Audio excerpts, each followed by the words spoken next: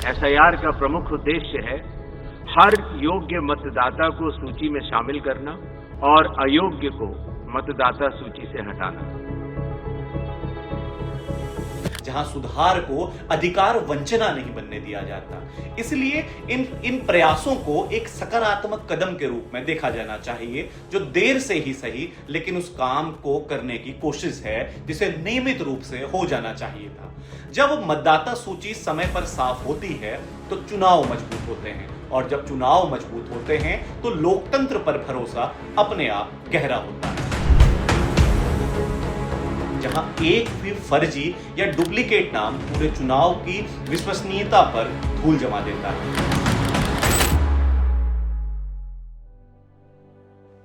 Special intensive revision SIR को साधारण voter list update समझना भूल होगी।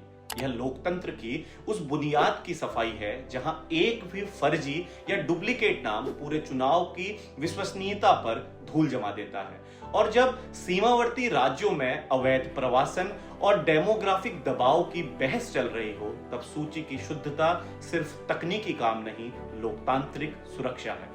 आज का यह वीडियो भी उसी कोशिश का एक हिस्सा है, जिसमें राष्ट्रीय विमर्शों को शोर, आरोप और उत्तेजना से बाहर निकालकर एक सामान्य नागरिक की दृष्टि से समझने की कोशिश की जाती है। आपसे निवेदन है कि वीडियो को पूरा देखें, चैनल को सब्सक्राइब करें और अपने विचार कमेंट बॉक्स में जरूर लिखें। यह जरूरी नहीं कि आप इस वीडियो में व्यक्त किए गए विचारों से सहमत हो, और वैसे भी असहमति भी संवाद का ही हिस्सा होती है। Nomadic JP poetry pause and people एक नागरिक की छोटी सी कोशिश है कि राष्ट्रीय विमर्शों के बड़े विषयों पर, राष्ट्रीय विमर्शों के बड़े सवालों पर शांति, तथ्य और गरिमा के साथ अपनी बात रखी जा सके। कभी कभी लोकतंत्र को बचाने के लिए कोई बड़ा नारा नहीं, एक ईमानदार प्रशासनिक फैसला चाहिए होता है। स्पेशल इंटेंसिव रिवीजन ऐसा ही एक जिम्मेदार कदम है। यह उस साहस का प्रमाण है जहां व्यवस्था खुद से पूछती है, क्या हमारी मतदाता सूची सच में साफ है? गलत नाम हटाना आसान नहीं होता, लेकिन सही वोट की रक्षा यही मांगती है। क्योंकि जब मतदाता सूची मजबूत होती है तब चुनाव निष्पक्ष होते हैं, और निष्पक्ष चुनाव ही लोकतंत्र की असली पहचान है। लोकतंत्र में मतदाता सूची कोई स्थिर दस्तावेज नहीं है, वह समाज की चलती हुई तस्वीर होती है। लोग जन्म लेते हैं, मृत्यु होती है, स्थान बदलते हैं, रोजगार के लिए भी एक राज्य से दूसरे राज्य जाते हैं, और कभी कभी सीमाओं के पार से भी आवाजाही होती है। ऐसे में यह स्वाभाविक है कि समय के साथ मतदाता सूची में त्रुटियां आए, डुप्लीकेट नाम, मृत व्यक्तियों की प्रविष्टियां या ऐसे नाम जिनकी नागरिक स्थिति स्पष्ट नहीं है, वो सब इसमें शामिल हों।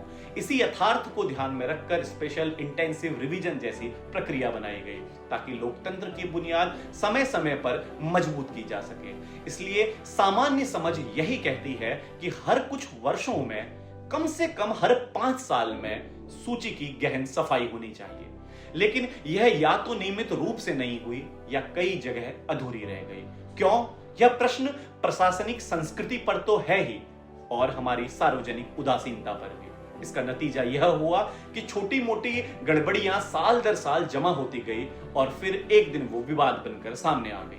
ऐसे में आज यदि स्पेशल इंटेंसिव रिवीजन को गंभीरता से किया जा रहा है, तो इसे किसी अचानक लिए गए निर्णय की तरह नहीं, बल्कि लंबे समय से लंबित लोकतांत्रिक जिम्मेदारी की तरह देखा जाना चाहिए।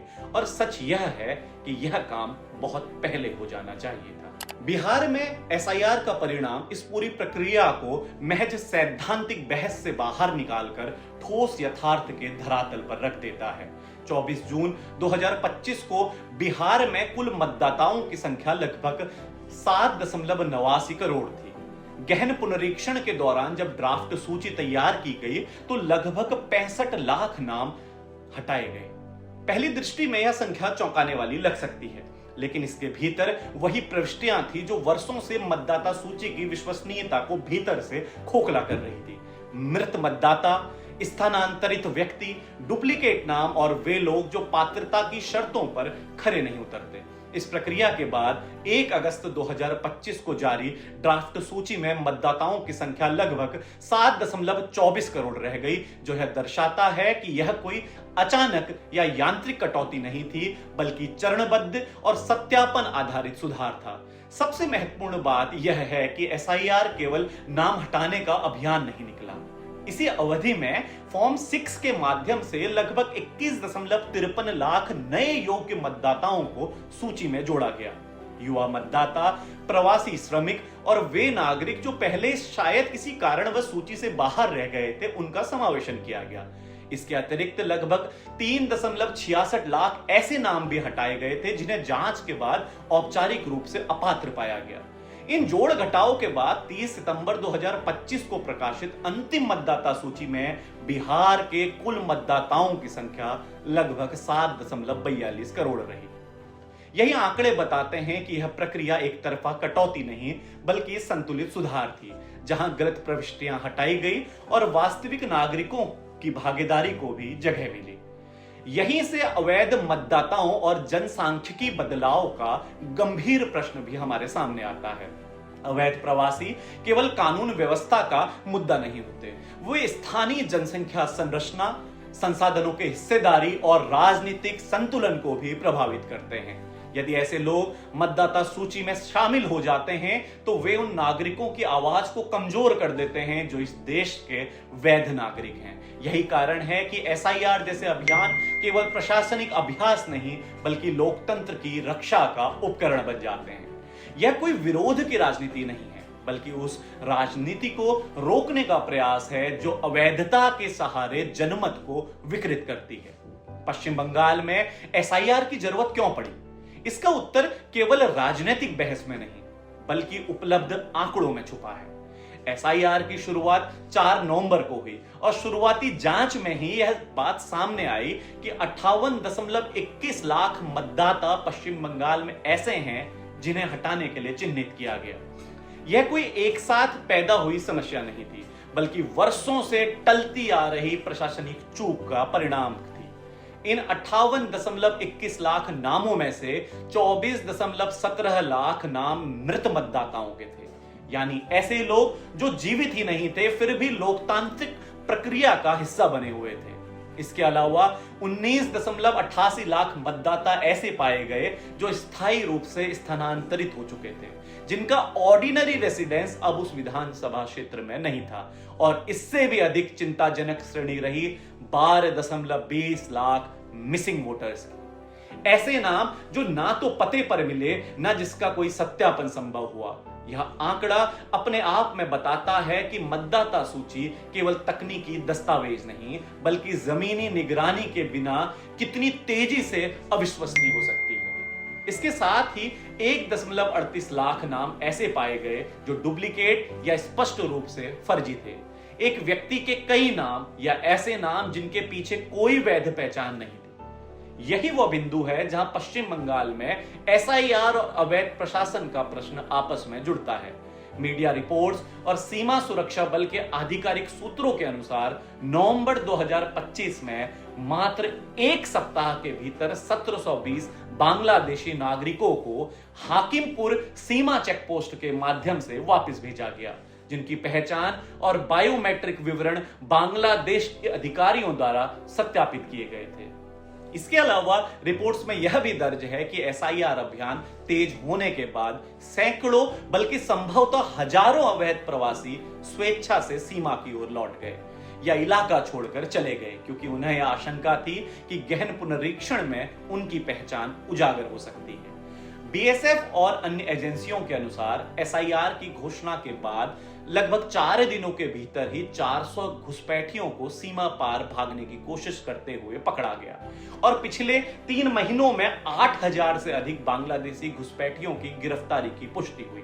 यह आंकड़े इस बात की ओर संकेत करते हैं कि मतदाता सूची का गहन सत्यापन केवल कागजी कार्रवाई नहीं रहा, बल्कि उसने जमीनी स्तर पर वास्तविक हलचल पैदा की है।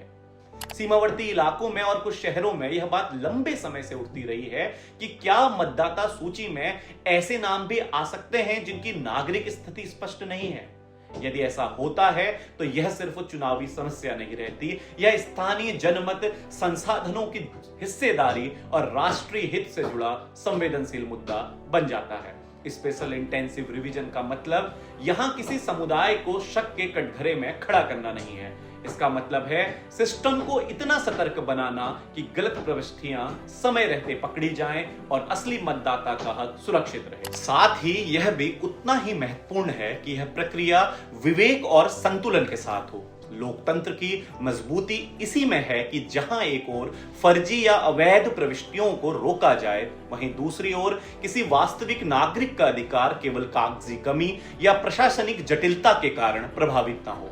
स्पेशल इंटेंसिव रिवीजन की सार्थकता इसी संतुलन में है, जहां सुधार को अधिकार वंचना नहीं बनने दिया जाता। इसलिए इन प्रयासों को एक सकारात्मक कदम के रूप में देखा जाना चाहिए, जो देर से ही सही लेकिन उस काम को करने की कोशिश है जिसे नियमित रूप से हो जाना चाहिए था। जब मतदाता सूची समय पर साफ होती है तो चुनाव मजबूत होते हैं, और जब चुनाव मजबूत होते हैं तो लोकतंत्र पर भरोसा अपने आप गहरा होता है।